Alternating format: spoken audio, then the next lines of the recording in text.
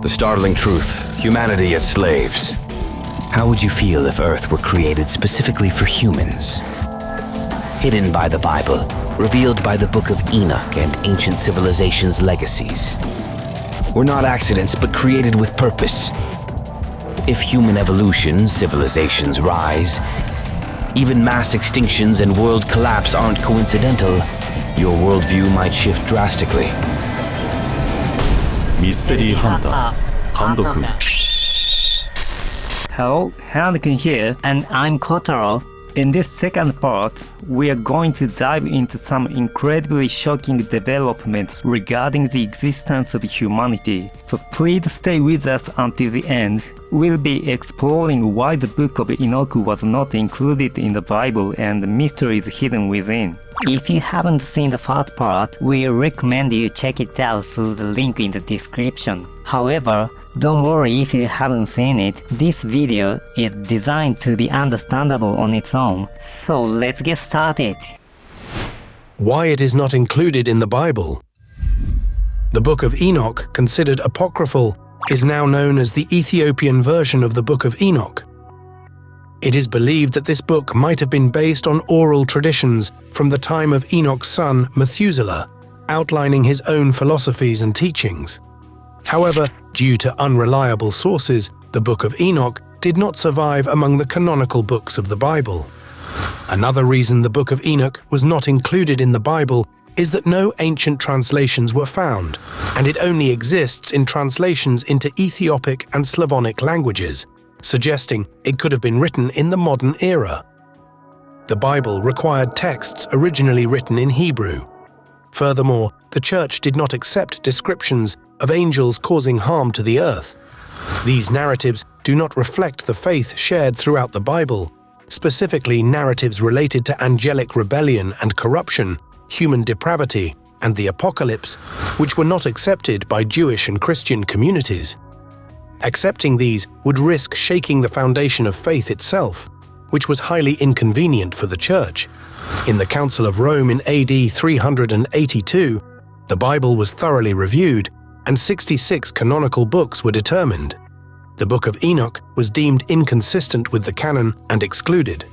As a result, the Book of Enoch, among 15 other texts, was labeled as apocryphal. It was branded as not inspired by God, belonging to a group of literature known as pseudepigrapha, implying it was written by someone other than its purported author. The mention of Noah in the Book of Enoch contradicts the Bible's statement that Enoch was taken to heaven before Noah, suggesting it was not actually written by Enoch himself. However, the discovery of Aramaic fragments after its rejection by the Church indicates that the book was recognized by ancient Jews and some Christians. Yet the Church firmly claims there is no evidence that the Book of Enoch was studied and validated by early Christians, while also failing to mention that similar evidence does not exist for other canonical scriptures. If the Bible was edited by humans, some texts might have been excluded for contemporary reasons.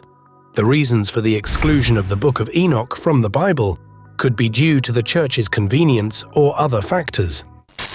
Hand-kun, I heard something about the Book of Enoch being real, not just a story. What's up with that?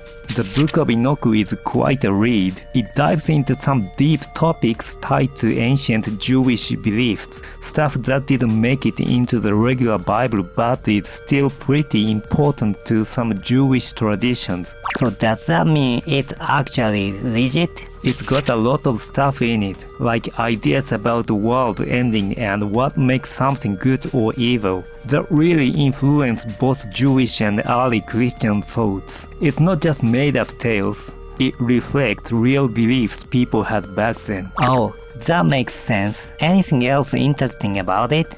Definitely. The New Testament even mentioned it in a letter of Jude, showing that the early Christians knew about it and took it seriously. So it was actually a part of a religious discussion back in the day? Right.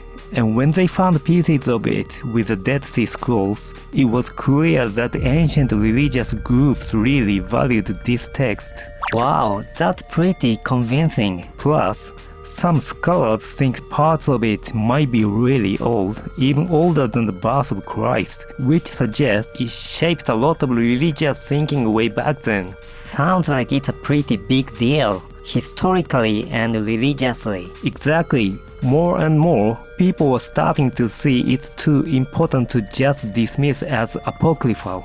But the church knew about all this, didn't they? Probably, but the church was a big deal, and they had their reasons for not including the Book of Enoch, maybe because it had some ideas that were a bit too out there for them. Like what kind of ideas? We'll get into that, like how it talks about angels and the universe in ways that might not have sat well with the church back then. Another reason why it wasn't included in the Bible.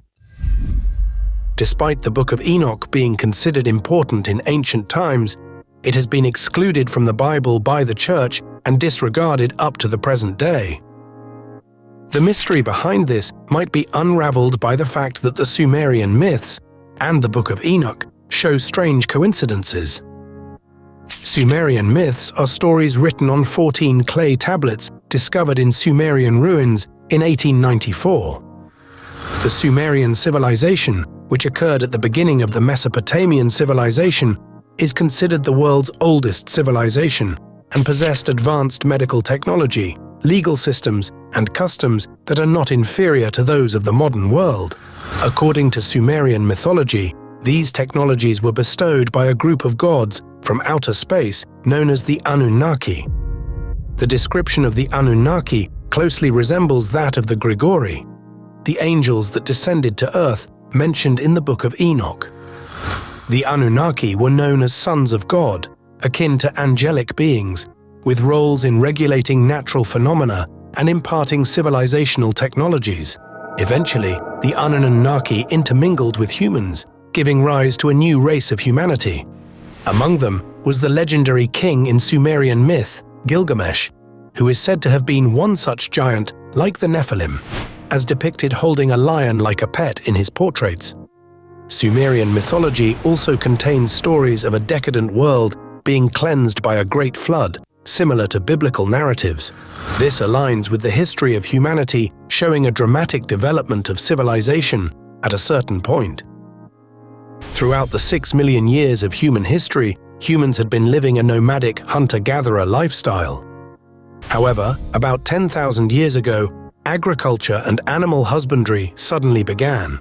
Then, within just a few hundred years, there was a rapid evolution in textile processing, metal refining techniques, and the invention of writing.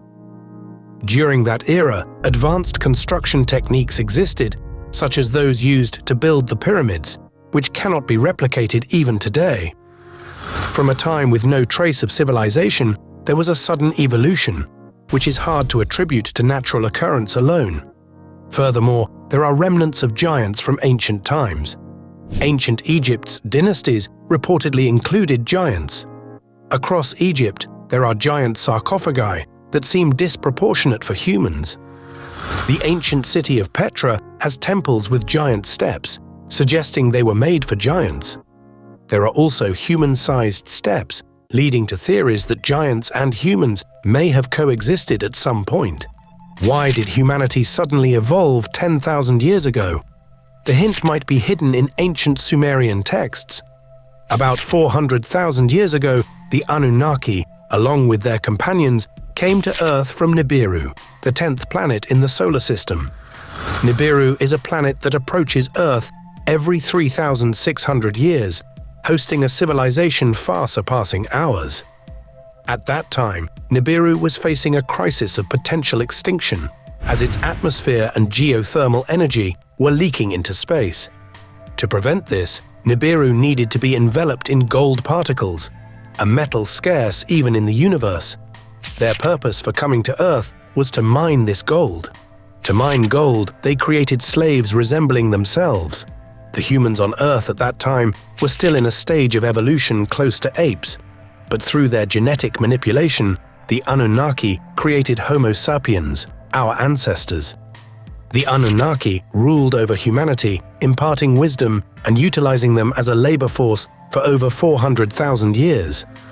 However, as some of the Anunnaki stayed on Earth too long, they intermingled with humans, leading to the rise of a new race of demigods, which the Anunnaki, being godlike beings, did not favor. Eventually, as Nibiru approached Earth closely again, the Anunnaki knew that great disasters occurred due to gravitational forces. They retreated to observe Earth from above, thinking the impending disaster would conveniently wipe out the overpopulated humanity, choosing not to warn the inhabitants. However, one of the Anunnaki, wanting to save humanity, imparted knowledge to one human, Ziusudra, known as Noah in the Bible. This disaster was the great flood that cleansed the earth. Afterward, the Sumerian civilization flourished around the survivors, led by Noah. Based on such Sumerian myths, there exists a theory that even now, humanity is still being monitored from the skies by the Anunnaki. One reason cited for the Anunnaki surveillance theory involves meteor explosions in the atmosphere. About 65 million years ago, a massive meteorite collision caused the extinction of the dinosaurs. But curiously, since then, no meteorite impacts of a similar extinction-level event have occurred. The meteor that exploded over Russia in 2013 also detonated in the air. Footage showing some flying object piercing and destroying the meteor before it hit the ground has been released. While there are scientific explanations for these aerial explosions, the truth remains undisclosed. This implies that the beings continuing to protect Earth are not gods, but possibly the Anunnaki from Sumerian mythology. It suggests that Earth might still be under the management of extraterrestrial beings. There are deep similarities between the Book of Enoch and Sumerian mythology regarding the presence of watchers on Earth, humanity being granted wisdom by beings other than humans, the birth of hybrids between advanced intelligent life forms and humans, and a reset through a flood. If these stories are pointing to the same narrative, then the God mentioned in the Book of Enoch could be considered an extraterrestrial being. Acknowledging this would fundamentally collapse the current faith of the Church. There's a theory that religion was created by extraterrestrial intelligent life forms to dominate humanity. If that were true, it would be inevitable for the Book of Enoch to be deemed apocryphal to conceal the truth. There's still a lot we don't fully understand about how life evolved on Earth, which opens the door to theories about sudden changes influenced by forces from beyond our planet. It's fascinating to think that, as mentioned in those ancient Sumerian texts, extraterrestrial being known as the Anunnaki might have played a role in shaping human evolution. It kinda makes sense of the rapid advancement we've seen. According to some interpretations, the Great Flood wasn't just a natural disaster. It's believed that all life forms had their genetic material stored and then, possibly enhanced, restored by the Anunnaki's advanced technologies. This process could explain the missing links in our evolutionary history that scientists puzzle over. So if both the Book of Enoch and those Sumerian stories are actually recounting humanity's real beginnings, it's no surprise they were left out of the Bible. The idea is pretty out there, especially considering it suggests the Anunnaki, those beings from space, are the fallen angels the Book of Enoch talks about. Those who follow the ancient astronaut hypothesis often argue with the gods and supernatural entities described in the Book of Enoch were actually these advanced aliens visiting Earth. Meaning Enoch's journey through the heavens, where he meets gods and learns about advanced technologies, might not have been metaphorical, but a literal account of him being taken onto an alien spacecraft. It challenges the biblical idea that the stars are countless, suggesting advanced civilization might have ways to count them after all. This perspective views the Book of Enoch less as a religious text and more as an historical account of human interactions with these ancient visitors, lining up with other records of divine encounters from the era. So when they talk about angels mixing with humans, we are actually talking about extraterrestrial intervention. Essentially, yes. Mixing could be a metaphor for the kind of genetic engineering these beings were capable of, which might mean humans carry within them genetic material from these ancient visitors. That's a wild thought, that we might have alien DNA. It suggests that the unique ability humans possess might not just be a result of natural evolution, but could stem from our extraterrestrial heritage. So even if humanity hasn't gone corrupt, another great flood could happen when Nibiru gets close. It's possible.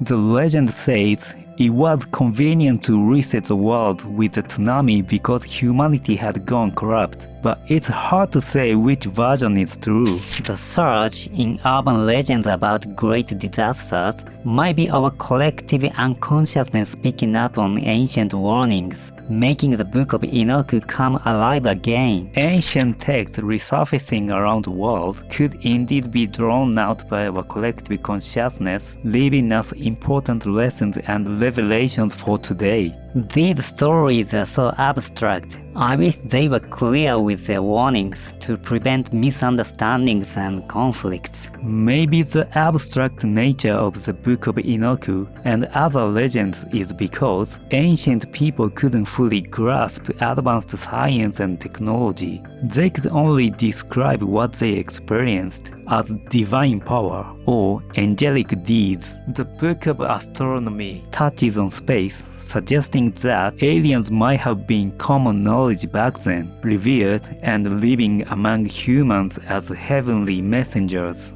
That explains why characters in myths have incredibly long lifespans or supernatural abilities. It wouldn't be surprising if gods, angels, humans, and their hybrids all coexisted at the same time. The narratives in Sumerian myths and the Book of Enoch seem consistent with this idea. If we assume that Sumerian myths and the Book of Enoch are documenting the same events, then the chief Anunnaki from Nibiru would be equivalent to the god in these texts. The second in command could be the archangels, with the next tier being the angels or the watchers. These angels were like overseers for Earth operations. They created life form with the DNA as necessary labors. However, these beings inherited the Anunnaki's high capabilities and eventually grew disillusioned with their harsh tasks. Among them, some started to rebel. According to the Bible, these rebellious overseers became the fallen angels or demons, and the laborers became known as Nephilim. From the Anunnaki's perspective, the rebellious life forms were failures, hence the flood as a reset button. There are claims that Earth has been reset with Great Flood 4 times, which might mean that life forms with Anunnaki DNA have been created here multiple times. So all those creations were failures? That might even include the dinosaurs as one of the Anunnaki's experiments. It suggests not all life was based on apes like us. To avoid repeating past mistakes, maybe they changed the base creature each time. Ancient murals show beings with animal bodies or heads and reptilian intelligent life forms possibly existing during the age of dinosaurs. We could be the 5th generation. To prevent rebellion, our powers and lifespans might have been deliberately limited. Yet having got DNA means our genes could hold vast potential. The popular notion that humans have latent, advanced abilities just waiting to be unlocked might actually hold some truth. Believers in higher beings say these entities encourage us to awaken and realize our potential, always emphasizing love and harmony. I used to think these were just nice concepts taught for the sake of peace. With love and harmony, peace is achievable, and that's what we should aim for. But thinking about it from a darker perspective, beings that lack love and harmony are harder to manage. Life forms that fight, harm each other, and self-destruct are a headache for any creator. Too much power in any one entity is also problematic. The truly disobedient ones are eliminated. History shows this pattern. Like with a fish tank, no matter how much you invest in creating a beautiful world, if the fish start eating each other or fighting, you'd likely switch them out. So the continuous emphasis from higher dimensions on love and harmony might be a way of saying, stay as good creation in the eye of God. If these godlike aliens see us as worthy creations, they might save us from the impending global disaster with their advanced tech.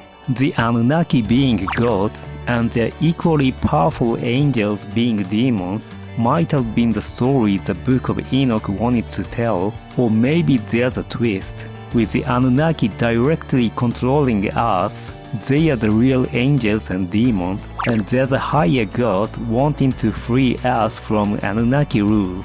This topic has really taken us down a rabbit hole of thoughts. What remained clear is the universal need for love and harmony, no matter who rules. Even if a global flood is inevitable, will God hit the reset button again and create a new humanity? If God has continuously created life, there must be a reason for needing life forms. So preparation for the next is likely, whether we'll be part of that or replaced by new life forms. If gods have human-like emotions, struggling and making mistakes, they might still be deciding what to do with us. Whether to save or reset depends on our actions moving forward. If we were indeed created as Earth's workers, surviving might mean endless labor and suffering. This discussion is just one theory. Being a worker doesn't necessarily mean being unhappy. Despite my tough job, treating it like a game makes it quite fun and fulfilling. And the beer after work tastes great. Even if we became managing angels rather than Earth's workers, myth suggests neither God nor angels are always happy, often filled with turmoil. Happiness doesn't depend on your role, but on your ability to feel it. I think those with a sense of happiness attract more of it. I need to work on that sense. And that wraps up this video. Thanks everyone for watching. Lately, viewers have been sharing their unique theories on this channel, all of which are intriguing and enlightening, adding to our collective learning. As Hand-kun mentioned, we are really grateful for your comments and likes. Thank you always. Make sure to subscribe and turn on notifications so you don't miss any videos. See you next time. Bye bye.